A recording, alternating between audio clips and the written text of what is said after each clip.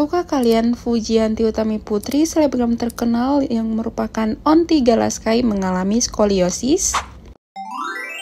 Skoliosis adalah kondisi di mana tulang belakang melengkung ke samping, bisa ke kiri atau ke kanan, seperti huruf S atau huruf C. Nah, dikatakan skoliosis jika sudut lengkungan itu lebih dari 10 derajat. Dan apabila sudut derajat itu lebih dari 45 derajat, akan mengganggu sistem pernapasan. Banyak yang beranggapan membawa tas yang berat atau postur duduk yang salah merupakan penyebab skoliosis, dan itu adalah mitos.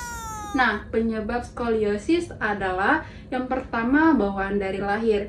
Ini terjadi ketika pertumbuhan tulang pada janin dalam kandungan. Yang kedua yaitu gangguan otot dan saraf, seperti kondisi cerebral palsy atau distorsi otot. Yang ketiga yaitu sindrom kompleks, di mana gangguan kelainan genetik pada jaringan ikat kulit, otot, dan tulang. Yang keempat, yang paling umum terjadi yaitu idiopatik, yaitu di mana kondisi skoliosis tidak diketahui kenapa bisa terjadi. Hal ini terjadi pada masa pertumbuhan. Gimana sih cara kita tahu kalau kita atau teman kita terkena skoliosis? Berikut ini ada beberapa gejala yang umum terjadi kepada seseorang yang terkena skoliosis. Yang pertama, kepala tidak sejajar dengan tubuh. Kemudian yang kedua, salah satu bahu akan terlihat lebih tinggi daripada bahu yang lain. Kemudian yang ketiga, tulang belikat akan terlihat lebih menonjol atau terlihat tidak rata. Yang keempat, terdapat benjolan pada tulang punggung. Kemudian yang kelima, pinggang tidak simetris. Yang keenam, panggul terlihat miring atau menonjol sebelah. Kemudian yang ketujuh, panjang kaki antara kanan dan kiri sangatlah berbeda atau tidak sama. Gejala ini kadang tidak berlangsung terasa sakit, namun kalau tidak ditangani dengan baik, biasanya akan mempengaruhi postur tubuh dan akan mengganggu kenyamanan saat beraktivitas. Lalu, siapa sih yang beresiko terkena skoliosis? Faktanya, skoliosis paling sering terjadi pada anak perempuan seperti kita dibandingkan dengan anak laki-laki. Ada yang bilang perbandingannya yakni antara 8:1 atau bahkan hingga 9:1.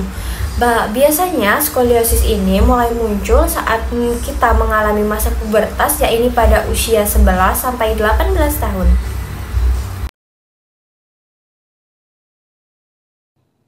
Bagaimana cara memeriksa skoliosis?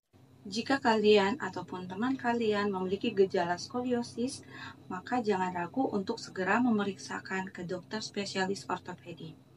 Nah, berikut kami akan membahas beberapa cara untuk memeriksa skoliosis. Yang pertama, pemeriksaan fisik sederhana. Di sini dokter akan mengecek bahu, pinggang, dan punggung untuk melihat apakah ada kelainan atau tidak. Yang kedua, tes membungkuk ke depan. Tes ini bertujuan untuk melihat ada atau tidak adanya benjolan pada punggung.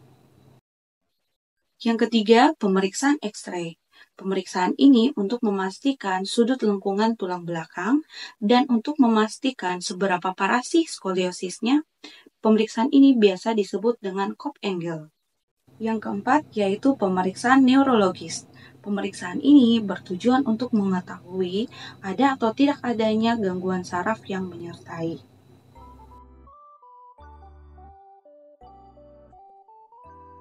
Penanganan skoliosis berdasarkan sudut lengkungan di bawah 20 derajat biasanya hanya butuh pengawasan rutin setiap 4-6 bulan. Antara 20-50 derajat biasanya dokter menyarankan untuk memakai brace atau penyangga punggung. Untuk yang di atas 50 derajat biasanya mungkin memerlukan operasi, terutama kalau lengkungan terus-menerus membungkuk dan mempengaruhi fungsi tubuh. Tapi tidak perlu khawatir ya, karena lebih dari 90% kasus tidak memerlukan operasi. Penanganan skoliosis biasanya tergantung pada yang pertama itu usia. Untuk bayi dan balita, lengkungan tulang biasanya bisa membaik seiring waktu tanpa perawatan. Namun untuk lebih baiknya memakai brace plastik untuk mencegah lengkungan memburuk saat mereka tumbuh. Yang kedua, untuk anak-anak yang lebih tua, biasanya menggunakan brace punggung sampai pertumbuhan mereka selesai. Terkadang operasi diperlukan untuk mengontrol pertumbuhan tulang belakang sampai akhirnya bisa dilakukan operasi untuk meluruskan tulang sampai pertumbuhan berhenti. Untuk dewasa, kemungkinan memerlukan perawatan untuk mengurangi rasa nyeri. Kita bisa menggunakan pereda nyeri, injeksi tulang belakang, dan dalam kasus tertentu memerlukan operasi untuk memperbaiki skoliosis. Nah, jika banyak dari kita yang bertanya, apa sih yang dapat dilakukan untuk mencegah terjadinya skoliosis?